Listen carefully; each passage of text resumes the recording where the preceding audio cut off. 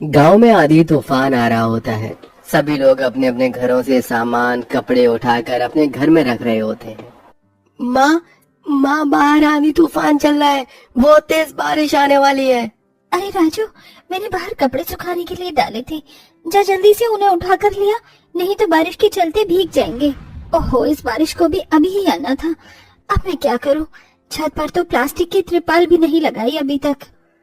राधिका ऐसा कहकर फौरन तिरपाल उठाकर लाती है और बारिश से अपने घर को बचाने के लिए उस तिरपाल को अपने घर की छत पर लगाने की कोशिश करती है, लेकिन ज्यादा आंधी तूफान की वजह से तिरपाल बार बार उड़ने लगती है।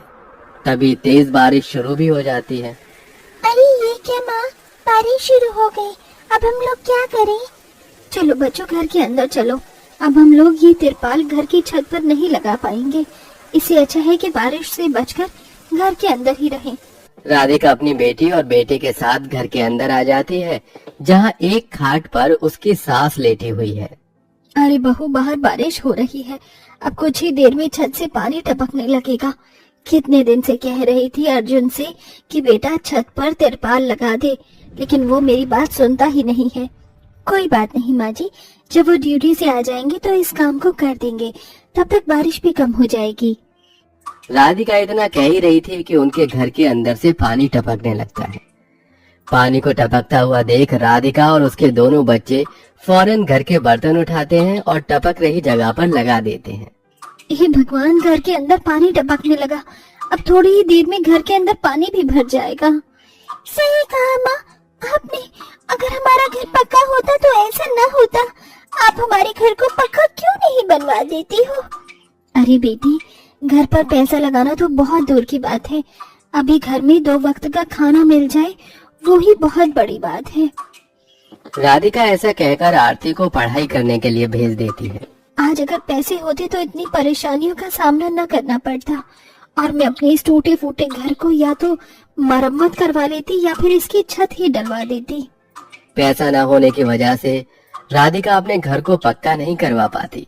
देखते ही देखते अब उनके घर में चारों तरफ पानी ही पानी भर जाता है और इधर अमीर घर के बच्चे और माता पिता सभी बारिश में नहा रहे होते हैं।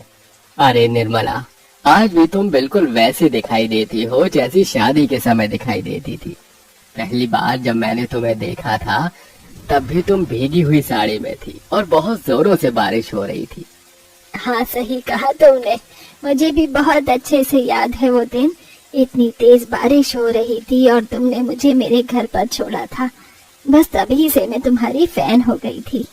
क्या बात है माँ जी, बाबूजी, आपकी बारिश तो कुछ कमाल की ही थी। हमारी बारिश इसके आगे कुछ भी नहीं है।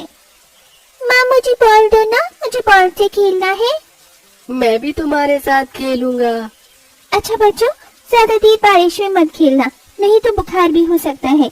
जल्दी जल्दी बारिश में नहाकर घर में आ जाना। मैं तो नहा ली, अब मैं जा रही हूँ। तभी विवेक मालिनी को रोक लेता है और उससे कहता है, अरे मालिनी, अभी कहाँ जा रही हो? अभी तो बारिश में भीगने का मजा आ ही रहा था। चलो अभी थोड़ी देर में बारिश में भीगेंगे। विवेक ऐसा कहकर मालिनी के साथ और अपने दोनों बच्चों के साथ बारिश में भीगता रहता है। इधर वो अमीर परिवार बारिश का आनंद उठा रहा था तो गरीब परिवार के घर में पानी इतना भर गया था कि उन्हें बर्तन लेकर पूरे परिवार को एक साथ पानी घर से बाहर निकालना पड़ रहा था। कोई बात नहीं, सब कुछ ठीक हो जाएगा। कब क्या ठीक होगा? जब जब बारिश आती है हमारी यही आफत हो जाती है। जब पैसे आएंगे तो हम इस मकान को पक्का कर देंगे। राधिका ऐसा कहकर सभी का हौसला बढ़ा रही होती है। पूरा परिवार बहुत ज्यादा परेशान था। जब जब बारिश होती है तो गरीब लोगों के साथ ऐसा ही होता है। किसी गरीब की पक्की छत नहीं होती तो किसी के घर में सीधा पानी भर जाता है। शाम के वक्त जब अमीर बच्चे राजू और आरती को घर से पानी निकालते हुए देखते हैं तो उनके ऊपर हंसने लगते हैं। अरे ये क्या, तुम्हारे घर में तो पानी भर गया है। पता है हमारे घर में चाहे जितनी भी बारिश हो जाए कभी भी पानी नहीं भरता। हम पानी कब तक निकालते रहोगे? चलो खेलने चलते हैं। हम नहीं खेलेंगे, हमें ये सारा पानी बाहर निकालना होगा, नहीं तो रात को सोने के लिए जगह नहीं बन पाएगी।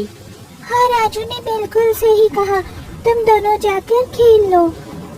इधर सोनू और श्रेया बारिश में पानी से खेल रहे होते हैं तो इधर आरती और राजू अपने घर से पानी निकालते हैं, लेकिन बारिश रुकती ही नहीं। वो बहुत ज्यादा थक जाते हैं, जिसके चलते थोड़ी देर बैठ जाते हैं। अब तुम दोनों थोड़ी देर आराम से बैठ जाओ। मैं तुम्हारी मदद करता हूँ, हम दोनों निकाल देंगे सारा पानी। राधिका और अर्जुन दोनों पति पत्नी मिलकर अपने घर से पानी निकालते हैं। जैसे जैसे बारिश खत्म होती है वो पानी निकालकर अपने घर को सुखा लेते हैं। हमें सरकार से बात करनी चाहिए, अगर हमें लोन मिल जाए तो हम अपने मकान को पक्का कर लेते हैं। सरकार ऐसे लोन नहीं देती, लोन मिलना बहुत मुश्किल है, और फिर अगर हमने लोन ले भी लिया तो उसे चुकाएंगे कैसे? आपने बिल्कुल सही कहा। पूरा परिवार इसी बारे में सोचता हुआ रात बिता देता है, और यहाँ अमीर परिवार बारिश में नहाने के बाद ठंडी ठंडी आइसक्रीम खाते हैं और बाहर से खाना ऑर्डर करते हैं। आज खाना बाहर से ही खाएंगे, मैं आज खाना नहीं बनाना चाहती, मैं थक गई हूँ। मालिनी के कहने पर विवेक सभी के लिए बाहर से खाना ऑर्डर कर देता है। अमीर परिवार बाहर से खाना मंगवा कर खाते हैं और कुछ ऐसे ही छोड़ देते हैं जो उनसे खाया नहीं जाता। तो यहाँ गरीब परिवार के घर का चूल्हा गीला होने की वजह से खराब हो जाता है और उनके घर पर चूल्हा जल ही नहीं पाता। अब मैं क्या करूँ, चूल्हा भी नहीं जल रहा, एक के बाद एक परेशानी आती ही रहती है। शकुंतला इधर से उधर कुछ ईंटें इकट्ठा करती है और उन्हें जोड़कर चूल्हा तैयार करती है। मिट्टी वाला चूल्हा तो खराब हो गया, लेकिन ये ईंट का चूल्हा खराब नहीं होगा। इस तरह राधिका उस पर खिचड़ी बनाकर सभी को खिलाती है। रात को फिर से धीरे धीरे बारिश होने लगती है। जैसे तैसे तो उन्होंने घर से पानी निकाला था, अब फिर से उनकी छत टपकने लगती है। उनकी रात बहुत मुश्किलों से बीतती है। अपनी ये सारी परेशानी देखकर राधिका अपनी पड़ोसन मालिनी के घर आती है। मालिनी दीदी, हमारे घर की छत बहुत कच्ची है, बारिश के चलते छत से पानी टपकता है और घर में भर गया है, बहुत परेशानी हो गई है। बारिश में हमें कुछ पैसे उधार दे दो, हम अपने घर की छत का थोड़ा काम करवा लेंगे। काहे के पैसे दे दो? पैसे क्या पेड़ पर उगते हैं? मेरे पास कोई पैसे वैसे नहीं है, चले जाओ यहाँ से और दोबारा यहाँ मत आना। मालिनी ऐसा कहकर राधिका को वहाँ से भगा देती है। राधिका को बहुत बुरा लगता है और वो चुपचाप वापस अपने घर आ जाती है और इसके बाद इसके बारे में किसी को बताती तक नहीं। ऐसे ही कुछ दिन बीतते हैं और अब राधिका को एक दरोगा के पास मजदूरी का काम मिल जाता है। चलो 2-4 पैसे आएंगे तो उनमें से पैसे बचाकर घर पर रेत सीमेंट डलवा दूंगी और हो सका तो अपने पति के साथ मिलकर खुद ही छत की मरम्मत कर लूंगी। राधिका काम करने लगती है और काम करके वो जो पैसे कमाती है उनमें से वो घर का खर्चा भी चलाती है और कुछ पैसे बचाने की कोशिश भी करती है। जो पैसे वो बचाती है उन पैसों से वो रेत, बदरपुर और सीमेंट खरीद लेती है, जिसके चलते वो खुद अपने पति के साथ मिलकर अपनी छत की मरम्मत धीरे धीरे करने लगती है।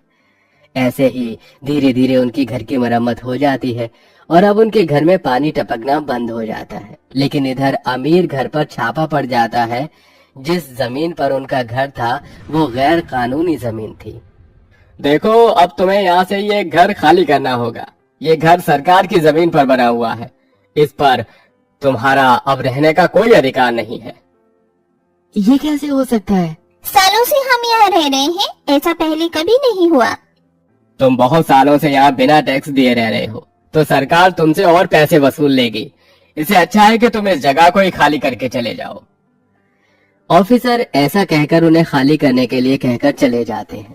अब अमीर परिवार को अपना आलीशान घर छोड़कर बेघर होना पड़ता है।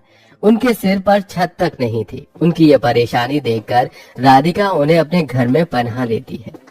अरे मालिनी दीदी, इतने सालों से आप हमारी पड़ोसन हो, अब आपके ऊपर इतनी परेशानी आई है तो अब हमारे घर पर आप रह सकती हो, कोई परेशानी वाली बात नहीं है। ये सुनते ही मालिनी को वो दिन याद आ जाता है जब राधिका ने उसे अपने घर की छत की मरम्मत करवाने के लिए पैसे मांगे थे। मुझे माफ कर देना, तुमने मुझसे मदद मांगी थी और मैंने तुम्हारी मदद भी नहीं की थी, लेकिन आज तुमने मेरी मदद बिना कही की, शायद इसलिए आज हमारा ये हाल हुआ है।